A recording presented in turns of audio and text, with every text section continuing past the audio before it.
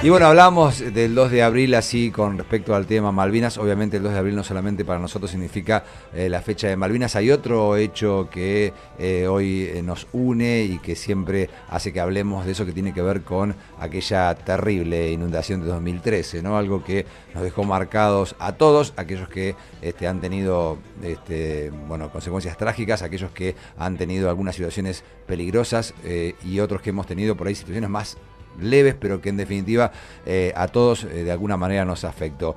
Y bueno, ya hay un libro relacionado con el tema, que es Genealogía de una tragedia, que uno de los autores es Pablo Morosi, a quien tenemos en línea. Pablo, ¿cómo te va? Buen día. ¿Qué tal? Buenos días, ¿cómo están ustedes? Bien, gracias por atendernos. No, gracias a ustedes. Bueno, contanos un poquito sobre este libro que para todos los platenses va a ser casi un material que debemos consultar sí o sí. Sí, yo creo que la idea, para ponerle un pie a ese título de la genealogía de una tragedia, diría que se trata de la historia detrás de la peor catástrofe hidrometeorológica en ciudades argentinas. No hay en nuestro país ningún antecedente de un evento de esas características con la dimensión y la gravedad de las secuelas que se produjeron aquí.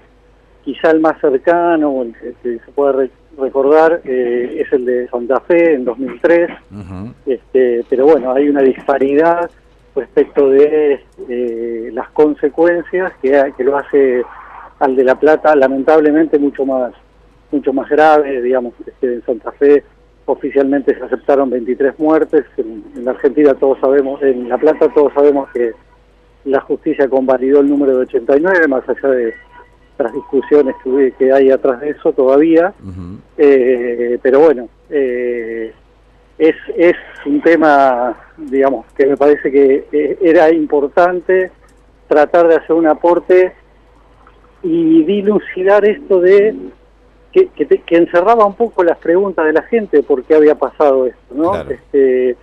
Esto arranca pensando, bueno, esto no puede haber pasado de un día para el otro. Esto no se puede haber gestado solamente por una tormenta que no se pudo prever, o que, digamos, tiene que haber algo más. Y bueno, nos fuimos para atrás hasta incluso la fundación de la Ciudad de La Plata. Ahí estuvimos mirando un poco documentos sobre cómo se definió el lugar de emplazamiento de la ciudad, qué discusiones había en torno a si tenía que estar más cerca o más lejos de la ciudad de Buenos Aires, si tenía que estar más cerca o más lejos del puerto, el tema del ferrocarril, digamos, los medios de transporte para el modelo de país de aquel momento eran estratégicos. La Ciudad de La Plata está emplazada directamente vinculada con los medios de transporte. Uno debería recordar que en el pleno corazón de la ciudad original se construyó un mega edificio casi tan grande como cualquier ministerio o como la propia gobernación, que era la estación de trenes, claro, que hoy es el pasaje de Ardo Rocha, y que siendo la ciudad, digamos, diseñada en 1882, en 1905 ese lugar ya no servía más como estación de trenes. Sí. ¿Por qué? Porque el ingreso del tren por Diagonal 80 era una verdadera complicación al crecimiento de la ciudad. El tren podía descarrilar, el tren generaba obviamente trastornos en el movimiento de las personas. Entonces, ahí empieza a ver, si uno empieza a mirar con un poco más de atención, ciertas cuestiones que hacen que aquel diseño perfecto, aquella idea perfecta, tenga algunos elementos que tienen que ver también con la historia de nuestro país, los apuros, las aspiraciones o las ambiciones de los funcionarios, digamos, y que bueno, que es necesario revisar para tratar de entender todo el proceso, porque después vino lo que siguió, que es la falta absoluta de planificación, o sea, pasar de una ciudad planificada desde su origen a una ciudad que perdió todo sentido, digamos, no hubo nunca más un plan integral de crecimiento de la ciudad. Claro. Digamos que más allá que esta lluvia terrible, ¿no? Que casi diluvio que hemos vivido ese 2 de abril, si hubiese habido una previsibilidad en cuanto al crecimiento de la ciudad, esto tendría que haber sido, por lo menos tendría que haber sido con el fatídico resultado que tuvimos. El asunto es, por un lado, el tema de las obras, ¿no? Sí. Las obras tienen la gran virtud de que van a permitir, cuando estén finalizadas, un escurrimiento rápido del agua. Uh-huh. Esto no resuelve el problema. Ajá. Esto lo único que hace es sacar el agua. Ahora, si vos te inundaste en 2013, en la próxima vez que llueva más o menos la misma cantidad, te vas a volver a inundar. Uh-huh. Solo que el agua se te va a retirar, no te va a quedar toda la noche como se quedó ese 2013. Claro. Y eso tiene que ser plenamente consciente de toda la ciudadanía, porque si no, no estamos apuntando al problema de fondo. Ajá. Vos recordarás que el ministro de Infraestructura de ese momento, Alejandro Arlía, decía, esto no va a resolver el problema, esto no alcanza, sí. porque la ciudad tiene una falla de origen, que es estar sobre un terreno deprimido. Ajá.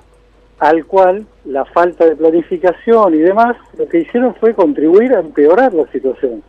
Claro. Entonces, yo sé que esto es muy difícil de decir, para los funcionarios, para la dirigencia, no es lindo decir yo vivo en una ciudad inundable. Hay muchos intereses que se ponen en juego que están obviamente evitando y han evitado durante años decirlo. Uh-huh. Pero el problema es que es mucho más costoso cada muerte que se produce. Claro. Digamos, yo creo que la muerte de 2013, esa dimensión de la muerte, es lo que nos permite hoy decir, bueno, tenemos la oportunidad de adaptar la ciudad en base a su realidad. Como diría, tenemos el desafío de hacerlo. Claro. Para poner un poco en contexto, este libro, esta genealogía de una tragedia que escribió Pablo Morosi, con quien estamos hablando, también la investigación la hiciste con el ingeniero hidráulico Pablo Romanazzi, con lo cual obviamente el trabajo tiene también la parte técnica, digamos que seguramente a vos te debe haber ayudado justamente como para poder relatar esto y para llegar a esta conclusión que nos estás diciendo en este momento.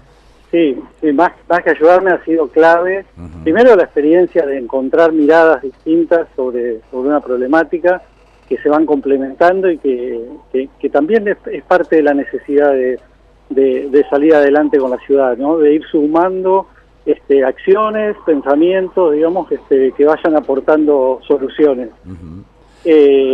Pero bueno, obviamente Romanazzi es una eminencia en el tema, es un reaseguro de que la información que se maneja está científicamente comprobada. Romanazzi es uno de los ingenieros que en su momento advirtieron la situación crítica de la ciudad después de la inundación de 2008, y que ha dedicado su vida a esto, digamos, ¿no? Uh-huh. Trabajar con una persona con ese grado de compromiso es no solamente ya por los datos, sino porque al ser también una personalidad vinculada con el mundo de la ciencia, uh-huh.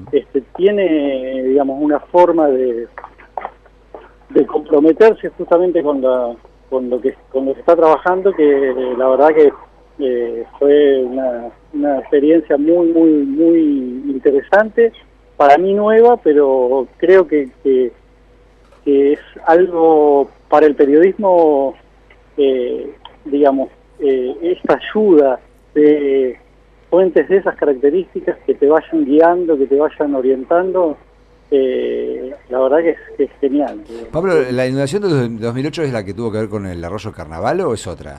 Claro, es la del norte de la ciudad, sí, uh-huh. Sí. Claro, porque esto lo que me hace pensar justamente es que, bueno, si bien en la de 2013 no fue el norte, digamos, sí parte de Tolosa fue terrible, obviamente, pero ya más al norte, la zona, por ejemplo, de Citibel, Gonet, no fue tan grave. Ahora ocurrió, sí, Tolosa muy fuerte, zonas de Ringelet, zonas de La Loma, digamos, hubo, bueno, Los Hornos, distintos lugares.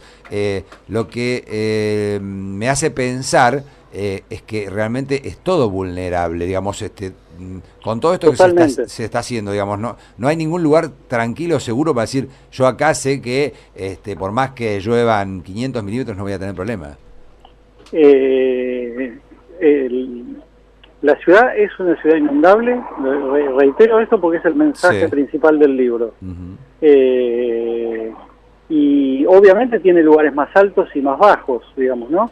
Pero es una ciudad que ha sufrido por su propio derrotero de crecimiento incontrolado, gravísimas consecuencias por el asentamiento de viviendas, digamos, en los bordes de los arroyos, por el despliegue de códigos que han permitido construcciones que impiden la impermeabilización, o sea, que impiden el escurrimiento.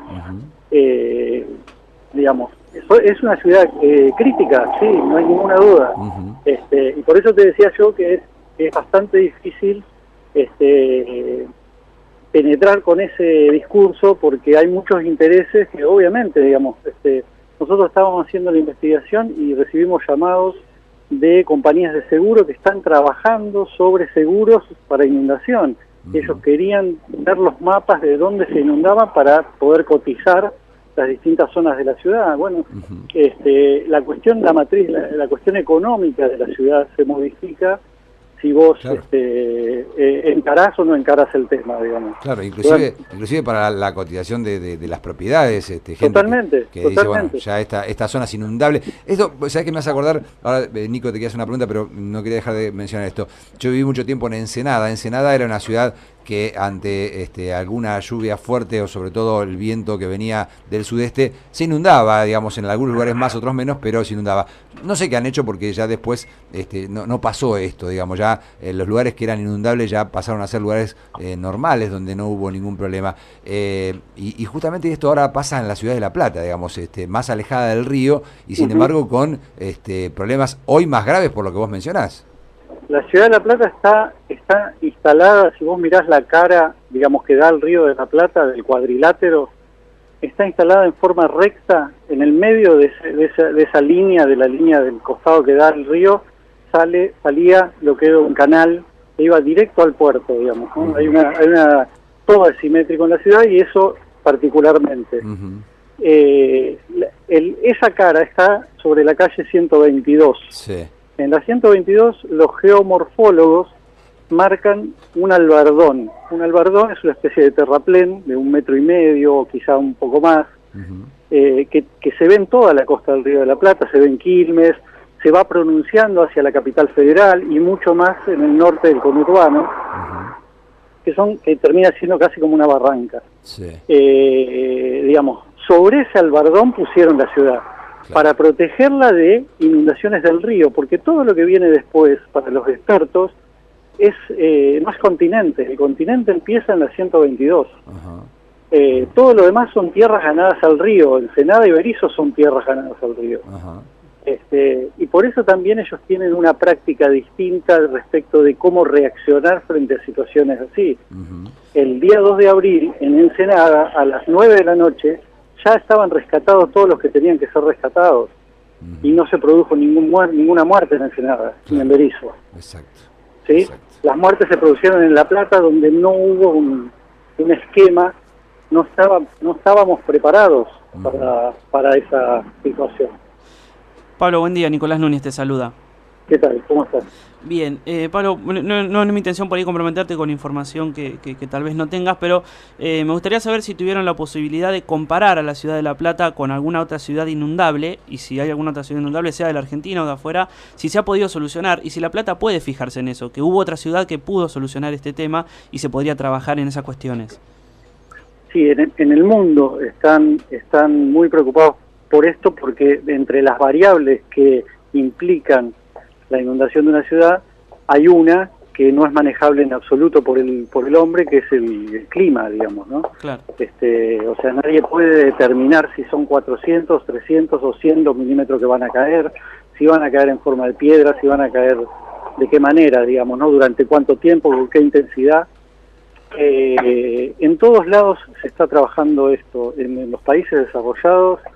El otro día me estaban comentando en Copenhague, en una zona periférica, se estaban probando cambiar la matriz histórica del asfalto, y en vez de hacerlo abovedado para que el agua corra hacia los costados de un cordón, lo estaban haciendo, digamos, como si fuera una U, digamos, para que el agua corra por el medio de la calle. Entonces se informa a la población que los días que hay una lluvia extraordinaria, esas calles no se transitan, y lo que pasa por ahí es el escurrimiento. Claro.